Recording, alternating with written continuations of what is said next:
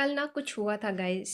कल shark tank का first episode प्रसारित हुआ था और उसमें एक यूट्यूबर आए थे जो अपना ब्रांड लेकर के आए थे। और वो अपने ब्रांड को नेचुरल केमिकल फ्री क्लेम कर रहे थे। बहुत सारे ब्रांड हैं जो अपने आप को केमिकल फ्री नेचुरल क्लेम करते हैं, बट उसमें भी कुछ केमिकल्स होते हैं बिकॉज आपको प्रेजर्वेटिव्स की ज़रूरत होती है। आप अपने प्रोडक्ट को प्रिजर्व नहीं कर सकते, बट ये डिपेंड करता है कि आप किस तरह के प्रेजर्वेटिव्स यूज़ कर रहे हैं। So chemical free is not a correct word.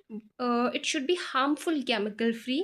लेकिन आप प्रोडक्ट पर लिखे हुए इंग्रेडिएंट्स देख के इस बात का अंदाज़ा लगा सकते हैं कि वो प्रोडक्ट किस तरह का है।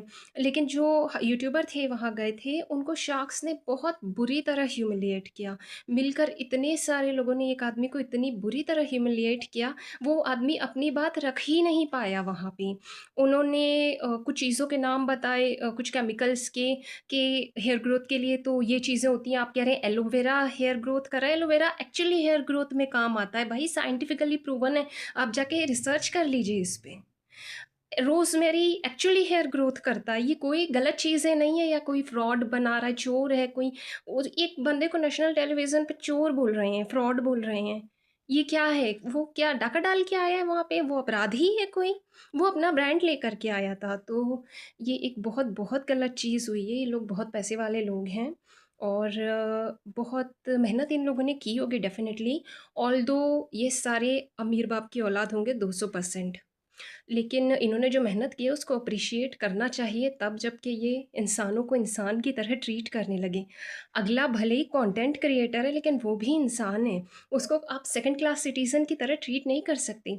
बाकी ब्रांड्स के जो लोग आते हैं उनको ये लोग किस तरह ट्रीट करते हैं और उस बंदे को इन्होंने किस तरह उसको ऐसे इन लोगों ने ट्रीट किया जैसे वो ट्रैश होगा। जैसे वो कोई कट्टा-सटा के अपना प्रोडक्ट बेच रहा है, वो डीआईवाईज़ बताता है अपने चैनल पे। और वो भी ये नहीं कहता है कि करो ही मेरा डीआईवाई तुम यूज़ करना, तभी अगला वीडियो तुम्हारे लिए अवेलेबल होगा, नहीं तो मेंबर्स ओनली कर लूँगा, ऐसा तो वो नहीं करता है ना। उसकी वीडियो सबके लिए अवेलेबल है, प्रोडक्ट आपके ऊपर है, आप खरीदना चाहें तो खरीदिए, नहीं खरीदना चाहें तो नहीं खरीदिए। कितने नेचुरल ब्रांड्स हैं जो कि प्रिजर्वेटिव्स नहीं यूज़ करते हैं। अब मैं नाम नहीं लूँगी किसी का, लेकिन ऐसे प्रोडक्ट्स हैं जिनके लोगों ने कंप्लेन किया है कि उनके प्रोडक्ट में फंगस है बिकॉज़ वो प्रिजर्वेटिव नहीं डाल रहे हैं। सोडियम बेंज़ोएट का नाम उन्होंने लिया था वहाँ पे। Sodium benzoate is a food preservative. आप जितने भी पैकेज्ड बंद फूड खरीदते हैं, सब में सोडियम बेंज़ोएट डला हुआ होता है। और अगर केमिस्ट्री पढ़ी होगी तो आपको पता है सोडियम बेंज़ोएट कब बेंजीन बनता है, जाके कितने टेम्परेचर पे बेंजीन बनता है, किसके साथ बनता है। तो सोडियम बेंज़ोएट एक सेफ प्रिजर्वेटिव कंसीडर किया जाता है। किसी को भी अपना प्रोडक्ट बेचना है तो वो नेचुरल चीज़ें मिला कर के नहीं बेचेगा, उसको प्रिजर्व करना पड़ेगा। सबकी मेहनत होती है, कंटेंट क्रिएटर भी मेहनत करता है, प्रोडक्ट बनाने में भी मेहनत लगती है।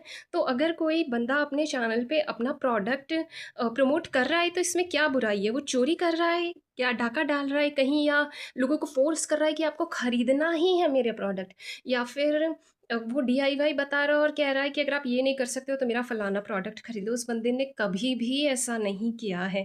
तो नेशनल टेलीविज़न पे एक आदमी को चोर कहना, फ्रॉड कहना, धोखेबाज़ कहना और ये कहना कि तुम जेल चले जाओगे, ये इस लेवल का ह्यूमिलिएशन बिल्कुल भी एक्सेप्टेबल नहीं है। तो ये लोग बहुत बड़े लोग होंगे लेकिन इनको इंसानों को इंसानों की तरह ट्रीट करना सीखना चाहिए। आप इंसान बन जाइए पहले, शार्क्स बाद में बनिएगा। एक चीज़ जो मुझे सबसे ज़्यादा बुरी लगी, एक इंडिविजुअल की एक्चुअली, शादी डॉट कॉम वाले जो हैं, उन्होंने 3 बार कहा कि मैं आउट हूँ। उस सामने जो यूट्यूबर खड़े थे उनका नाम लेकर के, और तीनों बार उन्होंने थैंक यू इस तरह किया ना, बिल्कुल इतना ख़राब लगा कि जैसे इन्होंने एक आदमी के आत्मविश्वास की धज्जियाँ उड़ा दी हैं मिलके। और ऐसा था कि बस वो आदमी अब चला जाए यहाँ से। तो मुझे बहुत डिसअपॉइंटमेंट है कि बहुत ज़्यादा मुझे ख़राब लगी ये चीज़ जब मैंने देखा तो। और मुझे बड़ी डिसअपॉइंटमेंट है कि जो लेंसकार्ट के ओनर हैं ना, वो उस समय वहाँ नहीं थे। क्योंकि वो जब होते हैं ना तो ये लोग मतलब किसी को इस तरह ह्यूमिलिएट नहीं कर पाते हैं। ये मुझे अभी भी बहुत ज़्यादा ख़राब लग रहा है ये, बिकॉज़ इस तरह से मिल के बहुत सारे लोग एक आदमी को ह्यूमिलिएट कर रहे हैं और लोग उस चीज़ को सपोर्ट कर रहे हैं, बहुत ज़्यादा मुझे बहुत ज़्यादा ख़राब लगा ये। और एज़ अ यूट्यूबर मुझे पता है कि एक-एक सब्सक्राइबर के लिए आदमी कितनी मेहनत करता है, तो कंटेंट क्रिएटर भी होना कोई ऐसे नहीं है, ठीक है, आप लोगों ने ज़्यादा मेहनत की होगी, लेकिन वो भी मेहनत कर रहे हैं।